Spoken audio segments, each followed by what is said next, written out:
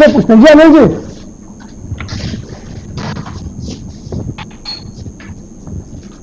चीन एक तरफ प्यार की बात करता है, दूसरी तरफ पीठ में छुरा घोंपता है, और आज हमारा राजनीतिक नेतृत्व जो है इस बात से अच्छी तरीके से वाकिफ है और वो मजबूती से चीन के साथ खड़ा हुआ है। जिस तरीके से हमारी सेना मजबूती से चीन के साथ खड़ी है, उसी तरीके से सरकार भी चीन के साथ खड़ी हुई है। और मैं तो ये कहता हूं कि चीन ने हमारे पर अटैक कोरोना के रूप में बहुत पहले कर ही दिया है। जो कोरोना पूरे विश्व में चीन का जो वायरस है, ये पूरा विश्व परेशान है, और आज इसकी जो नीति है ये अपना क्षेत्र का विस्तार करने की, इसकी नीति आज से ही बहुत पहले से चल रही है और निश्चित तौर पर हम पूरी तरीके से इस पर सतर्क हैं। लेकिन सबसे बड़ा दुर्भाग्य ये है कि हमारी कांग्रेस पार्टी अभी तक ये नहीं बता पा रही है कि आपने जो 2008 के अंदर चाइनीज से जो देखिए, मैं यहाँ पर पॉलिटिकल डिबेट नहीं कर रहा, मैं जरा ग्राउंड रियलिटी, और प्रफुल्ल बख्शी साहब यहाँ पर है जो वार वेटरन है, इनको पता है कि जंग कैसे लड़ी जाती। मैंने सवाल सीधे से पूछा था, क्या हम अपनी पॉलिसी को रिव्यू करेंगे वीजा विद चाइना? क्या मजबूरी है हमारी या नहीं? छोटा सा सवाल है हमारा।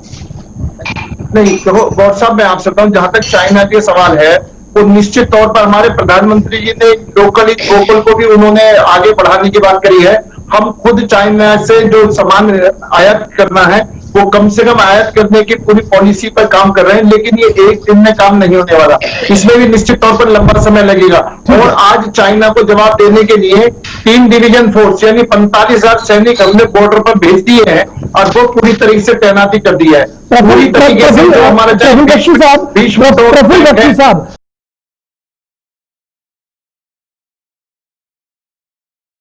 अनिल गोयल साहब, क्योंकि सरकार का जब मैं कूटनीतिक पहलू देखता हूं, कुछ चीजें हमने देखे बड़ी पॉजिटिवली आपने जल्दी जल्दी में की है, लेकिन जो कंप्रेहेंसिव पॉलिसी हमें वीजा विद चाइना होनी चाहिए थी, जब इससे पहले भी एक इशू हुआ था लास्ट ईयर हमारा, 2-2.5 महीने वो चला, उसके बाद कंटिन्यूसली छोटी मोटी घटनाएं जो थी वो चाइना के साथ होती रही, लेकिन जो बड़ा डिसीजन होना चाहिए था, विल पावर डिसीजन, वो कहीं ना कहीं नजर नहीं आया वीजा विद चाइना। क्या ये हमारी मजबूरी है या कमजोरी है? गौर साहब, सारे परिप्रेक्ष्य में देख करके बात रखी जाती है, लेकिन आप एक बात देख रहे हैं कि 2014 से लेकर आज तक चीन को हर मोर्चे पर करारा जवाब दिया जा रहा है, चाहे डोकलाम का मामला हो,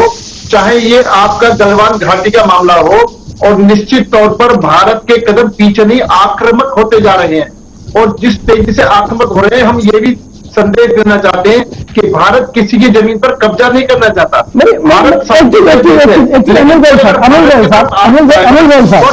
अनिल गोयल एक चीज समझना चाहता हूं, जिंदगी साहब आते हैं, हम झूला भी उन्हें झुलाते हैं, एक हाई प्रोटोकॉल जो हमारा एक नीति है हमारी सबके साथ, उसके तहत हम उनके साथ बैठते भी हैं, 1 नहीं 2 नहीं 3 बार 4 बार हम मिलते हैं उनसे, लेकिन उसके बावजूद भी पीठ पर खंजर जब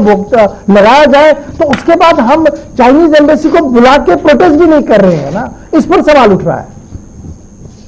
नहीं गौर साहब, मेरा कहना यह है कि जब हाई लेवल पर पहले ही सारी बातचीत चल रही है और निश्चित तौर पर उनको बड़ा स्पष्ट तौर से बता दिया गया है कि हमारी सीमाएं ये है, हम इससे पीछे हटने वाले नहीं है, आपको पीछे हटना पड़ेगा, आपको हमारी बातों को मानना पड़ेगा, हम कहीं झुक नहीं रहे हैं, चाहे वो मोर्चे पर हो चाहे टेबल पर हो। आज से पहले तो हम टेबलों पर हार मानते आए हैं, आज हम किसी कीमत पर नहीं मान रहे हैं, और निश्चित तौर पर जितना सख्त संदेश देना चाहिए उतना सख्त संदेश ही दे रहे हैं। और नहीं तो हमारी 3 डिवीजन फोर्स का वहां पहुंचना, सुखोई का पहुंचना, तीनों सेनाओं का युद्ध के लिए तैयार रहना, ये सब इस बात के लिए दर्शाता है कि हम उसको मुंहतोड़ जवाब देंगे, और मुंहतोड़ जवाब देने की हमारी पूरी। प्रफुल्ल बख्शी साहब, आज मैं माइक पॉम्पी साहब का बयान भी दोबारा सुन रहा था, और माइक अनिल गोयल जी,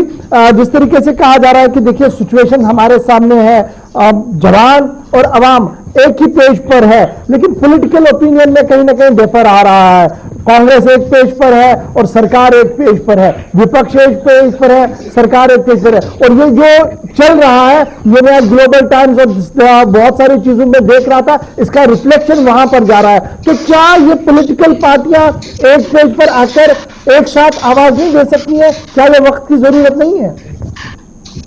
गौर साहब, आपने बिल्कुल ठीक कहा है, ये सोचने का काम कांग्रेस का है और वो नहीं सोच रही तो उसकी बहुत बड़ी कमी है। मैं तो एक बात कहना चाहता हूं कि आज अगर हमने वहां पर सड़कें बनाने का काम शुरू करा है तो लगातार जारी है, किसी दबाव में भी नहीं रुक रहा। और अगर ये काम 20, 25, 30 साल पहले हो जाता तो आज इन किस्म की परेशानियों का सामना नहीं करना पड़ता। तो उसके बावजूद भी जहां तक पॉलिटिकल का मामला है,